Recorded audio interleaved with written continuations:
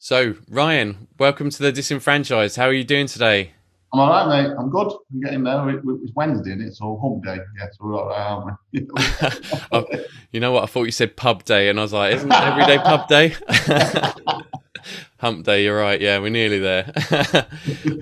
Although I guess in the life of an entrepreneur, there is no hump day, right? It's Yeah, yeah, every day's a work day. So, anyway, how are things at the moment? Are you busy? Are you doing well?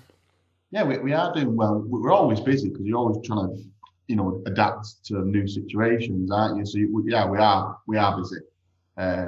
We're doing some, like I said to you, we're doing some chunky work in and around infrastructure of the franchise and how that's going to help develop the franchisees and their employees.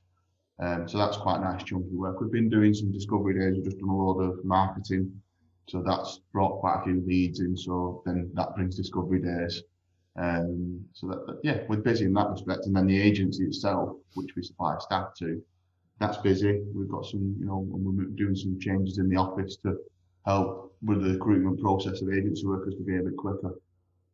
So there's loads, Fantastic. like I said, there's some chunky work going on.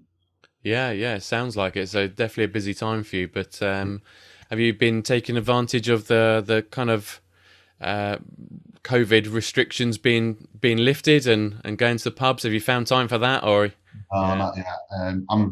I'm booked in this weekend to go with a friend to the pub with his missus, my missus, which is the Cherry Tree in Bolton, which is an absolutely amazing restaurant, by the way. But yeah, we're going there on Saturday, so I'm looking forward to that. fantastic. Well, That'll be the first time. cool. Well, let's get the kind of questions going and the podcast started by finding out what your first job is. Then, Uh, I think everyone did the paper boy, but that my real proper job was selling cars in the car shop Manchester, Middleton. So that's wow, what I did when I first left college. I went and sold cars in a big car supermarket in Manchester. Yeah. Yeah, it was fantastic. good. So you left college knowing that was what you wanted to do, or what kind of led you into that? College wasn't great for me. Education was. I hated school, like with a passion, to be honest with you, just because of the people who went there, and I didn't really have any respect for any teachers. I don't think I had the patience. I think schools are much different nowadays. But back when I was at school, I left in '98. I wasn't asked at all interested in learning. I couldn't capture my imagination. I went to college and around about then computers were quite big, weren't they? So it was Yeah, like everyone was like, go and do business studies and IT. I managed to get my second qualification in that, and then I just chipped college off because I was, again, it wasn't for me.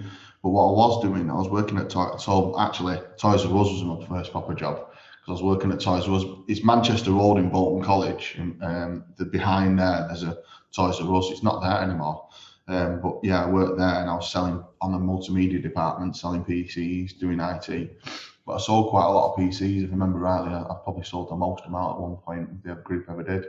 And I remember talking to Dad saying, I hate college, don't want to do this anymore. And he was like, why are you going to sell cars? Because he used to sell cars. In fact, my dad and this gentleman called Greg Rigby sort of brought over the 10-step sales process from the US back in the 60s or 70s, I think, or the 80s maybe.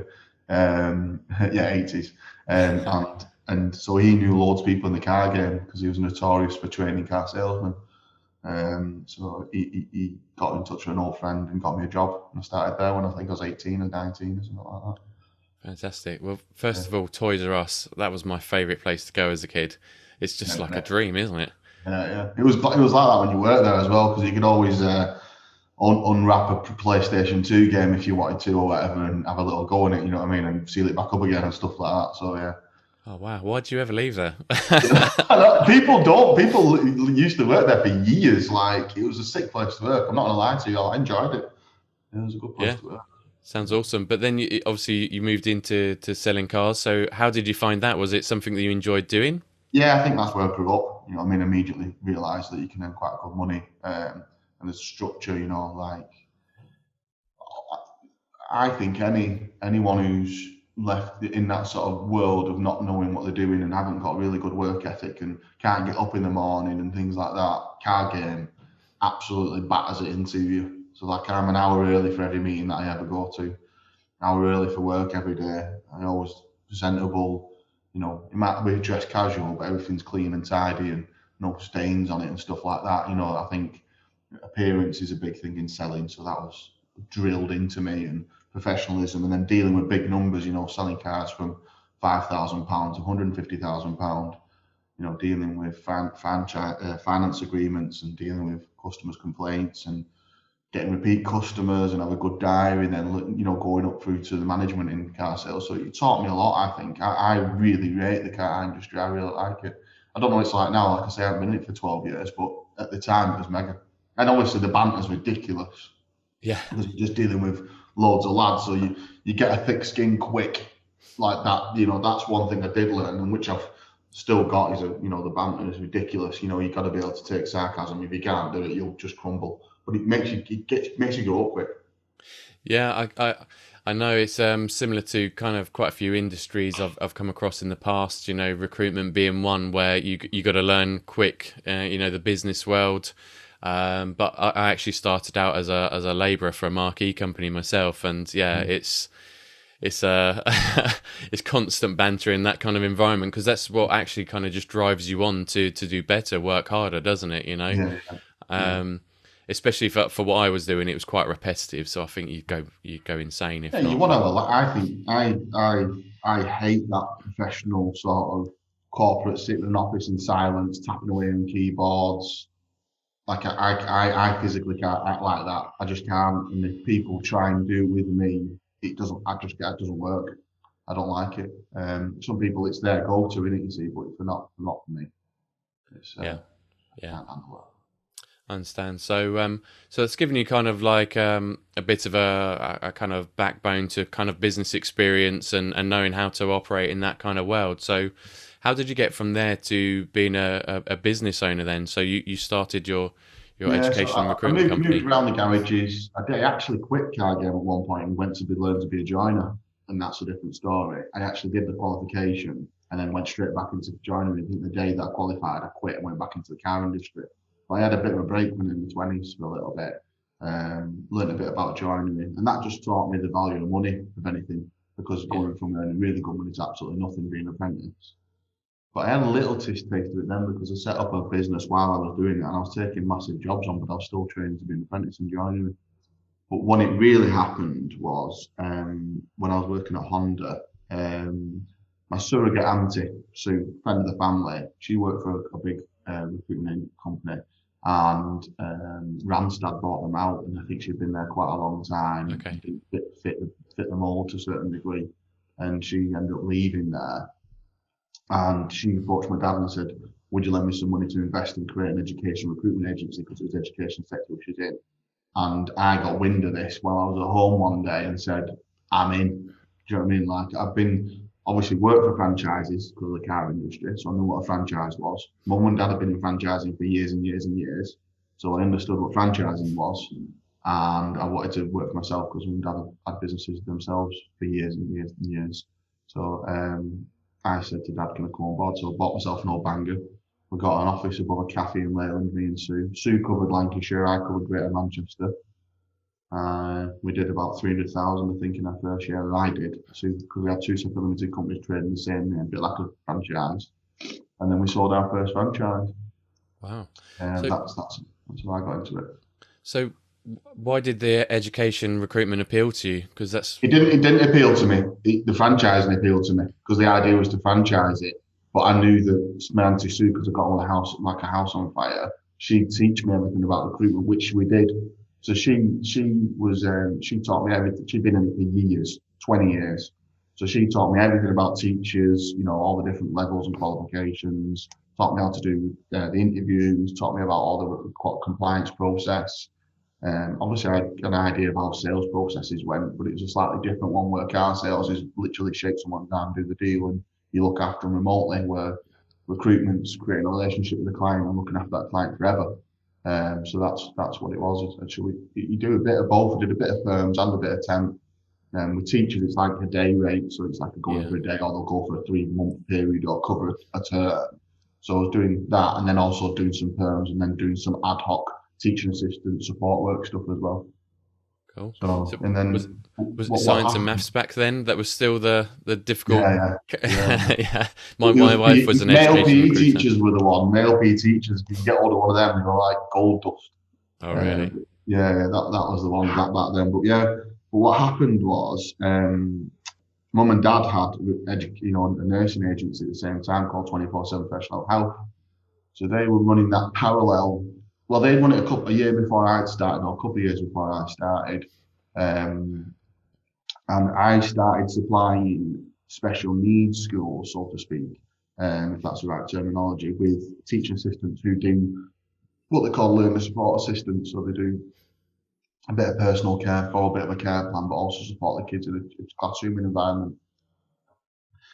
So there was a bit of a crossover, and I was asking Mum about this because she was teaching me about that because she did support work as nurses and carers. So I was learning about that at the same time because I was basically getting into the care industry via education because you end up residential schools with these children to stay at, while they went to school. So I learned quite a lot about that at the time, and then I ended up the client that I've got ended up helping me and paying for me to go on some courses actually.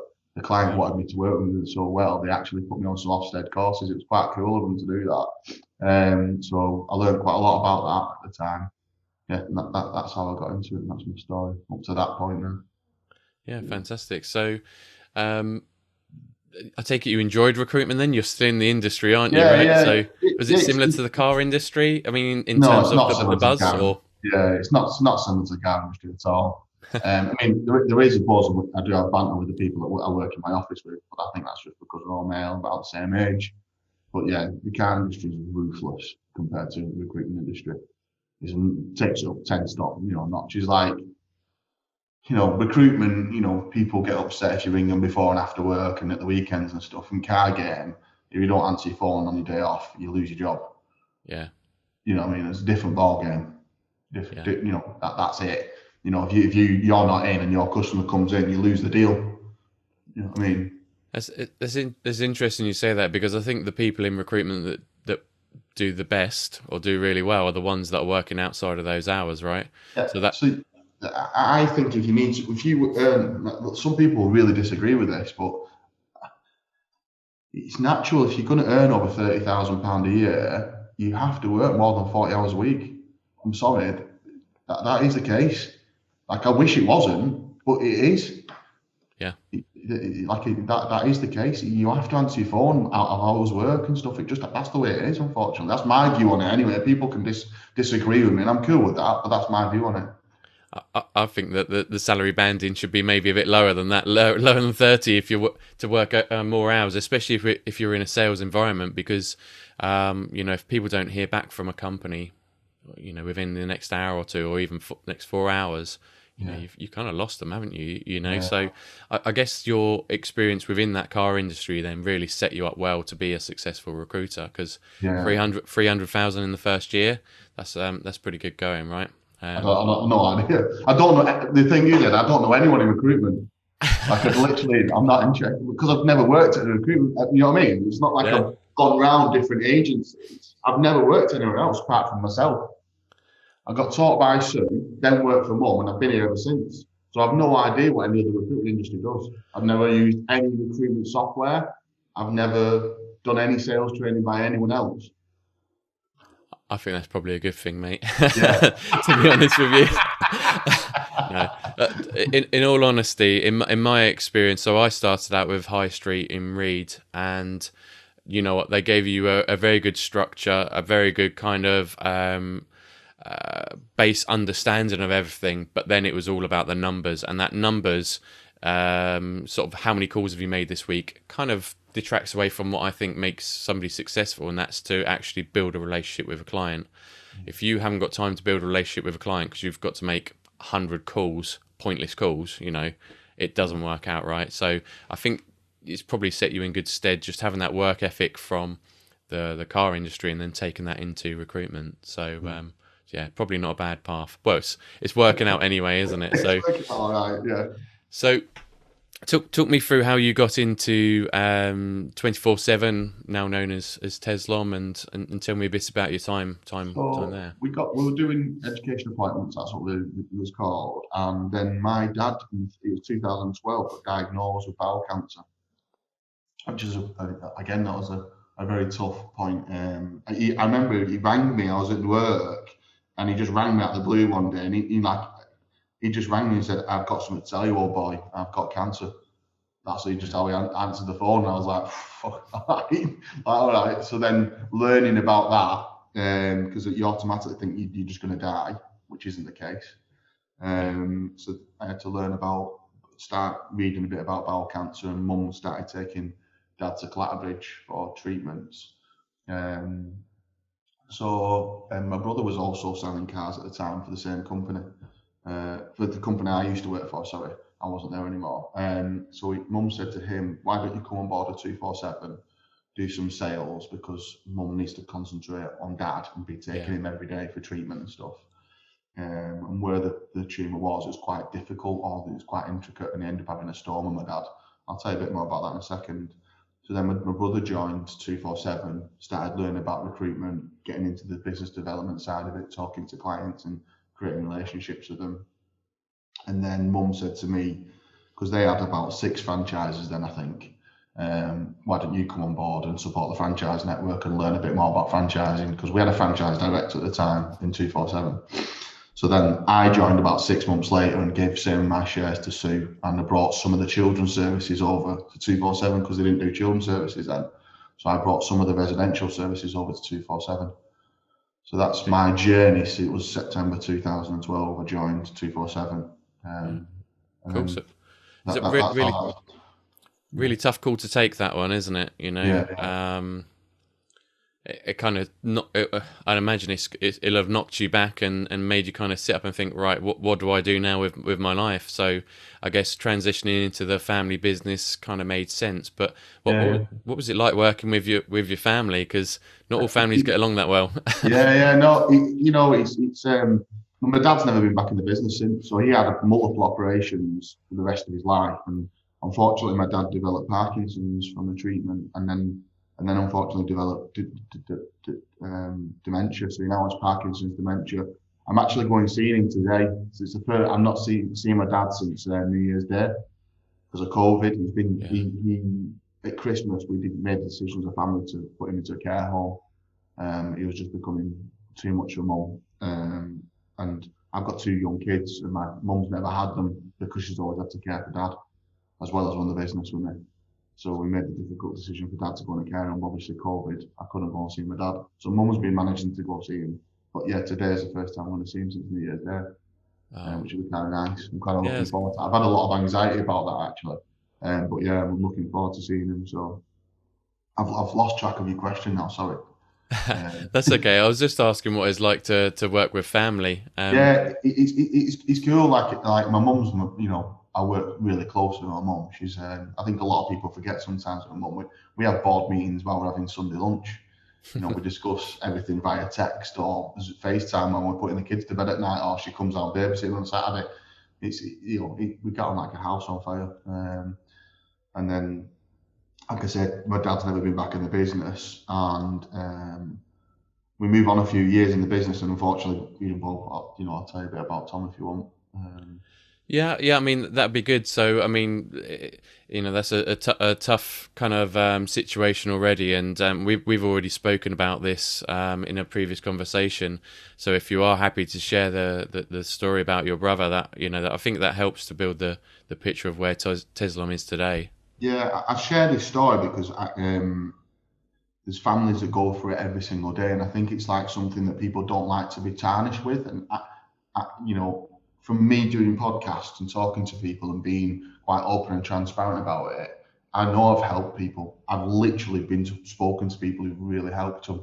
So it's very tough for me to talk about. But my brother got addiction to cocaine, and he also had mental health challenges, around all that scenario.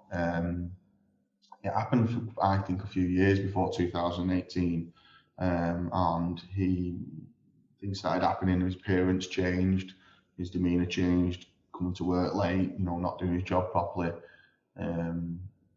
All them money problems all started happening for a couple of years before 2018, and we were still growing the business. We were doing really well. Franchising was getting bigger. I was learning a lot about that. We were getting really successful, and Tom was fully working. You couldn't tell. He was just completely fully fledged, cracking on, doing his job and stuff, but cracks were starting to surface. I'd say for about 2 years up to build up, it started getting worse, and in the last 12 months it was getting insane. Drug dealers turning up at the office and having to pay money off, and bad days and disappearing and stuff like that, and problems with girls and all that sort of stuff I had to deal with, as well as run the business. And Mum was still taking Dad to Clatterbridge. My dad had 12 operations this time. He was getting severely worse, into a wheelchair, and all them that was going on at the same time, parallel. And then October 2018, Tom, after so many problems, money-wise, I managed to stay one day. He actually ran out of fuel at a cross junction in Southport one day, and I went and met him, and he was just a mess. So we had to move his car and push it over. We went and fueled his car up, and I just said, listen, mate, this is it. We can't keep doing this. And mate, there's been multiple days like this, lots of days like this. This is just the one. This is just the final part of it. So I took the card off him. I got a valet around, cleaned his car out because that was a mess. Took his bank card off him. I changed his phone number. And then he sort of put him under house arrest at Mum and Dad's. So I was working, taking him to the gym every day, taking him to the cinema and stuff every day. And then my mum was going to take Dad on one last holiday, and it was his birthday on the 16th of October. So she arranged flights to Italy for the weekend or a couple of days. Yeah. And I was like, Mum, just get a taxi because Tom will just disappear that day. And if you've ever been around an addict, they're very manipulative. They were flying early morning. Mum was petrified about Dad, not getting close enough to the airport, being in a wheelchair. It's quite difficult. He's a big guy, 6'4" like me. So Tom said, I'll take you. And I didn't know this was happening. I was at home asleep. And Tom took Mum to the airport and then pinched the car basically all day. Went off the radar. And I had him on Find My Friends, on my phone. And I've been keeping in touch with him every day and taking him to the gym and cinema and shopping whilst working. And then he disappeared all day. I couldn't find him. And then about 10 o'clock that night, I went round to the house because I hadn't heard from him all day. And I thought, I better go round because Mum's got dog and cats, let them out, make sure the house is locked up and stuff. Yeah. And the house wasn't. There was the wrapping paper from all gym clothes had bought him. So he'd obviously been home at some point because he'd been home, got the delivery and put the clothes on. And there was remnants of drinks and drugs in the house. So I thought, fucking hell. So I let the cat and the dog out, tidied the house up a bit and then left. And as I was driving out the street, Mum's car came in the other end of the street. So I reversed back up. This is like 11 o'clock by then. And I had about 5 gin and tonics at home. I shouldn't have drove anywhere. And we had a fucking blazing argument. Massive argument at Mum and Dad's house. Managed to sort it out in the end. And then my missus ringing me saying, can you come home? So I left Tom and then, I spoke to him on text a little bit. And then the next day I had a fucking huge franchise meeting in the office. I remember the time, it was 10:23 exactly. And I left, just walked out of the meeting. I just left everyone abandoned and went to the house and opened the front door at Mum and Dad's house. And there's like a cream carpet with maroon patches in it that I was at Mum's and I always remember it. And I opened the front door and I thought, what the fuck's this rug doing at the bottom of the stairs? And I was like, can't figure that out. So I walked a bit closer. It was actually my brother's legs. And he had shorts on from the gym stuff I bought him. And he was dead. He'd hung himself. The rope had snapped and the blood had congealed in his legs. And I hugged Tom at the bottom of the stairs and called the paramedics. Then rang my missus, told her, and then had to do the awful call of ringing my mum in Italy. Told her where she was, and then that's the story with Tom, yeah, and that's what happened with Tom. So Tom killed himself. Yeah. I mean, it's an unbelievable story for many, and maybe that it feels like that because not many people talk about it. So thank you so much for sharing that story with us. People might say, like, what did you do to prevent it and stuff? I had no idea. Tom was laughing and joking all the time. And mate, I have tried my hardest to go to rehab, get in touch with people. We did so fucking much, but love isn't enough.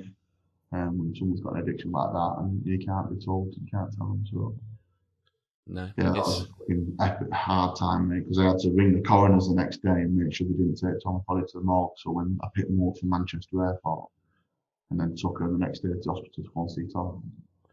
I mean, it must have been tough for you not having your close family nearby you as well to go through that with you, because I mean Yeah, that's a big well, a shock I couldn't imagine going through, you know, discovering your brother in that way.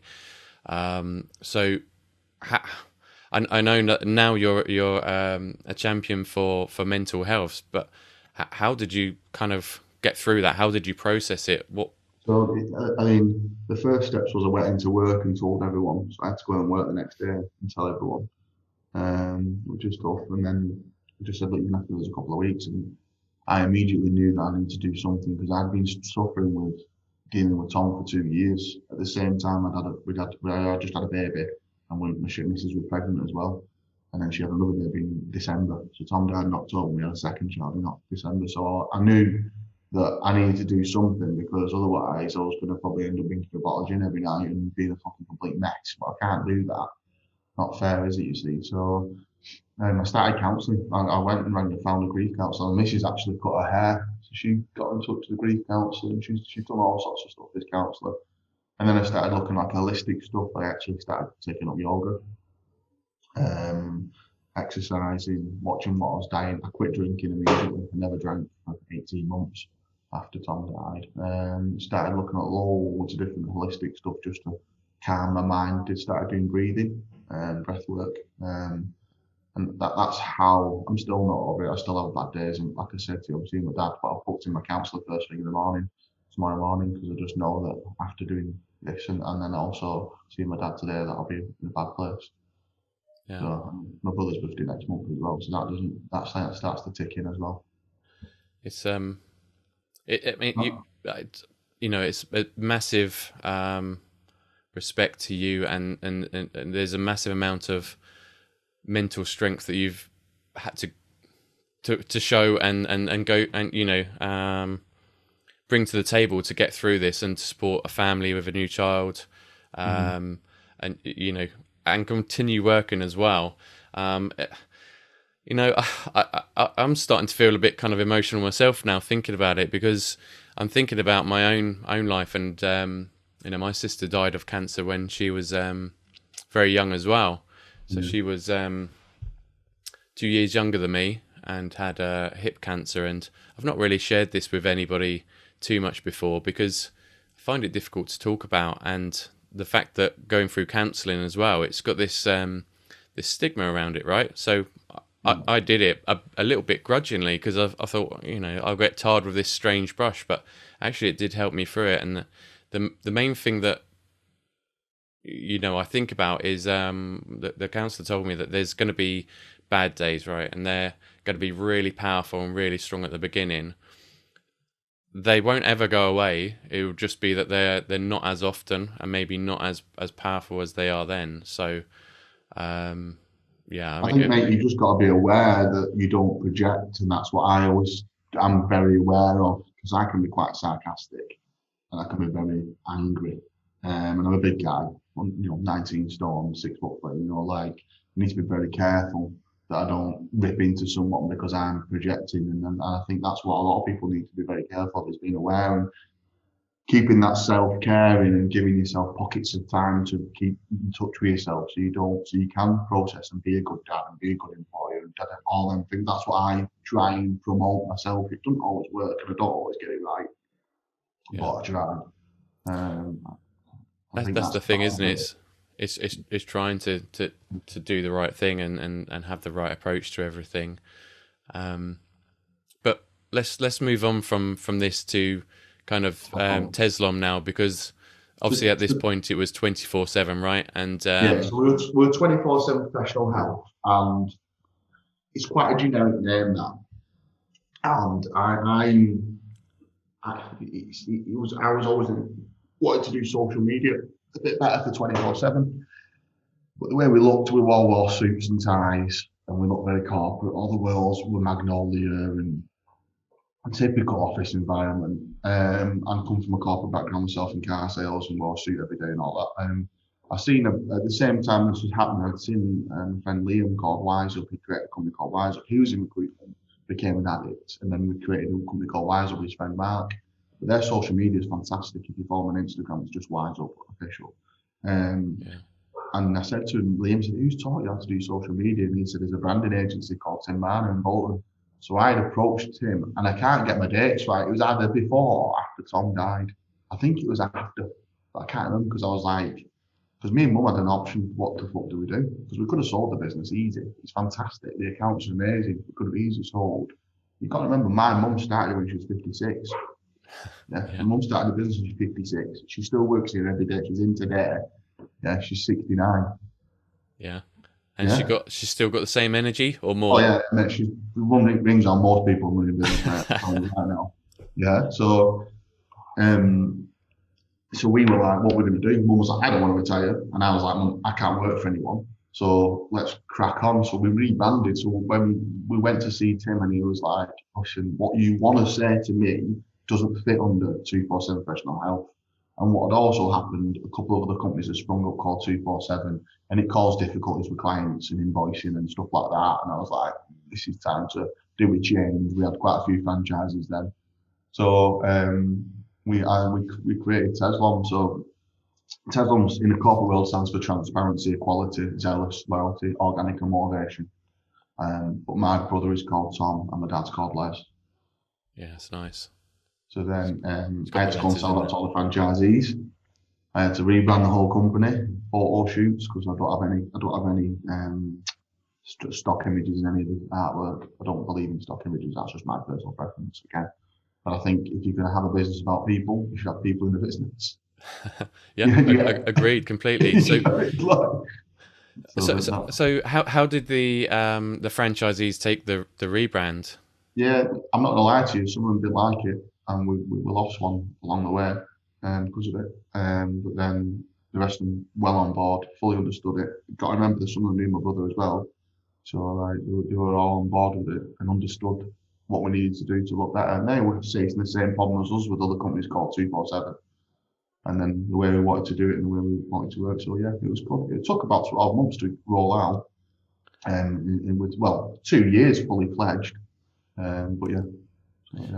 I can imagine it's tough for somebody who's maybe bought into a brand and a business, and then the face of it changes. But I think you're right completely in that, especially in the world of social media, it needs to be more people-led, real, and more, you hear the word all the time from marketers, but more authentic, and using those stock images. Do you ever stop and look at an advert that has a stock image on it? So the reason why I wanted to do social media is we supply the care industry, don't we? Yeah. So the people who do the job, the carers and the support workers, but it's trying to bring them to the forefront of your business. If you check our YouTube channel out, is we bring people in and we get feedback from all our clients and the staff that we send in, and we'll pop in and go and see them on shifts and stuff. And when we get a couple of good ones and we do really well, we'll reward them. So we give them some vouchers and we give them an award, and we ask them to pop in and we just ask them to tell their story so that they can, get a little 1 minute podcast on what they've done before in the past and get, show a bit of recognition. And that's what I like to do with the workers, because it's hard. We've got 200 agency staff to keep on top of it, but we try and do it. We've got 10 videos this week actually. So. Yeah, that's cool. And I was looking for your website actually, and you said that one of the main things that you look for in employees, agency staff, whatever it is people that care about people, which I thought actually was really powerful. But I'm a bit of a skeptic at times. So how do you make sure that you do that? How do you make sure that you're bringing on and only working with people that care for others, or at least the good thing about head office is we've got a team that have been with us years. Most of them have been with us the whole time. Alison's 10 years, Johnny's 10 years, and we work in the business. The doors are always open, and we're not like a hierarchy. We just on the same floor, and we all know each other. So we've trained them from day one, so they know how we go for that gut feeling. We have quite a robust application form as well, and process to go through. So you get the legal side of it sorted, and then you go for that gut feeling of getting the right people that you want to work in the business. But then also being an agency worker, it's difficult to keep on top of that because you're not formally employing them. They're not working in this room. They're working in one of our clients. But if you speak to your clients, get feedback and find out a bit about them, genuinely, you'll get booked straight away back. And that's how we work it. Yeah. I mean, I know from my own experience, even when you interview people, it's not that easy to get it right every single time, is it right? No, it's impossible. And then with the franchisees, I do the same thing. I just try and make sure I get the same people on my page. Yeah. So where do you normally look for your franchisees? We just advertise on all the usual franchise websites and wait for the leads to come in. And we have a process of, Zoe will speak to them, I'll chat with them, she'll get a good gut feeling from find them out, and then I'll speak to them, and then we'll do a discovery day. Okay, so I've not really kind of covered this on a podcast. So what's a discovery day for people that might not know what it is? It's basically, but our version of a discovery day is come to the office and have a chat, see the whites of each other's eyes, and find out what they're after, what the why is, why do they want to do it, why do they want to get involved in this business. And then we talk about how we work the business. And I just sit them with different people throughout the company who do different tasks so they can see exactly what the business entails. That's what our discovery days are. I don't know anything else is that, but that's what ours are. Yeah, I guess that gives the person the opportunity, or your staff the opportunity to see if that franchise partner or the particular prospect is. Well, you get the best of both worlds. The franchisee gets to see what the business is, and then all my staff have worked for years. They'll say, "Oh yeah," or that's what I mean. So it's like a double whammy. So yeah. That's what I don't know. Like I said, I've never worked for anyone else, mate, so I don't know. That's what ours is. I didn't call it discovery day. I just call it a meeting. But then one day I found out that's what franchisee people call it, so I just called it that. Yeah. There's no. I'm sorry, mate. There's no logic in my head. That's the way it is. No, I love it. It makes sense. But I mean, I'd question why you called it a discovery day, because why stick to follow other people's sort of process in that way? But everyone that you do a pitch to, or they've been looking at the franchise, like, can we do a discovery day? I was like, what is a discovery day? And then I just started, I'll just call it discovery day. You mean a meeting? That's what you mean? Yeah, come and meet us. Meet. The company I work for, we call them Meet the Team, because I prefer that. Like, that's what it is, right? Just meet us and find out what the hell's going on. Because it's both, the franchises, you become good friends. Like I'm quite friendly with most of my franchisees. And you go through an emotional roller coaster. I'm the sounding board. I'm the guy that they moan to. I'm the guy that talks them round. We've got other team members who will do the process parts of the business. Yeah, I think I've spoken about it lots in the past, but I think anybody that you bring on board has got to get on with you and your team at the end of the day, because it's this long-term partnership that you're entering into. And guess what? You're going to have arguments. You're going to not agree on everything all the time, but it's, can you work through that together, right? And I'm asking you now, do you experience that? Do you have difficult moments? I'm not lying to you. I mean, like, yeah, of course you do. He's talking people around and getting to see it on your way, and then also getting to see their point of view. Because you've got to find happy medium sometimes, haven't you? So. Yeah, exactly. So, what's the business looking like today? How's it doing? Sort of. Well, I guess not post-COVID, but during COVID and during a pandemic. We've opened 2 franchises in pandemic. We've opened 2. We've managed. I've never been to a franchise expo before, ever. I went to the franchise expo before COVID came in, and I had no idea that you could get funding from the bank to buy a franchise. No one told me, so I had no idea. So I went to the franchise expo, met Natasha, and created a relationship with them, got all the accounts from all the franchisees, gave them our accounts, talked to them through the business plan, and now we've secured funding. So if anyone wants to buy a franchise, they can get up to 50% of the working capital and the amount of the capital to buy it. So I did that in lockdown. We opened a new CRM system. I got some advice from someone and opened a CRM system, which has worked really. We had a CRM anyway, but I wanted a slightly better one. Yeah. Got a mobile phone app. With Rocket Software, and got a mobile phone app, and they do both the CRM. We changed the payroll company. all in lockdown, and then we started doing more marketing. Like I say, we've got 2 deposits down to start the next 2 months. I did another discovery day yesterday, they're speaking to Hitachi, and I've got another one tomorrow. Fantastic. And that funding, that franchise funding, is something that not many people know about at all outside the franchising world. So don't feel bad that you didn't. I only found out about it a couple of years ago myself. But it's not just Hitachi. Why You know, don't we there's why don't we go to schools and universities with franchising? Like I heard there's a guy called Sean Goldsmith from working at the minute. They're going to help me take Tezlom global. We're talking about taking it to Europe first. And I heard him on Clubhouse and he was talking and he said, instead of buying your kids a car at 18, buy them a franchise. I just yeah. thought it's such a good idea. Because like if I'd had a franchise when I'd left college or not gone to college and not a franchise, I'd be a different person now. I mean, I'm still doing all right, like, but imagine if I'd got like I don't know, a jet wash franchise or do you know what I mean? Or whatever I'd gone into, found something that I liked, that didn't cost millions of pounds, and gone into that 5 year, 10 year period of learning how to run a business would have been massive, wouldn't it? Yeah, same here. I mean, not that my family were necessarily in the financial place to do so, but I mean, instead of me putting up marquees for 8 years, I could have been mowing lawns for 8 years There's a and building marquee a business franchise, empire. there's a marquee franchise, isn't there? About I've seen that, yeah. Yeah. I've already had a chat with Ian already. Yeah, I'm not sure. I'm not sure I like the general public anymore. If I'm completely honest, I quite enjoy, marketing, the creative side, and chatting to people like this. So yeah, slightly different. And I think my body's slowly starting to ache more and more, and yeah, it's not for me. But yeah, I mean, there's a franchise for everything, right? And if people knew that you could set up a business doing this, that's it's something at least you can save towards and work towards at some point, which I could have done rather than perhaps going out and drinking all the time. But I don't regret it. But at least having that option would have been nice. So you're right.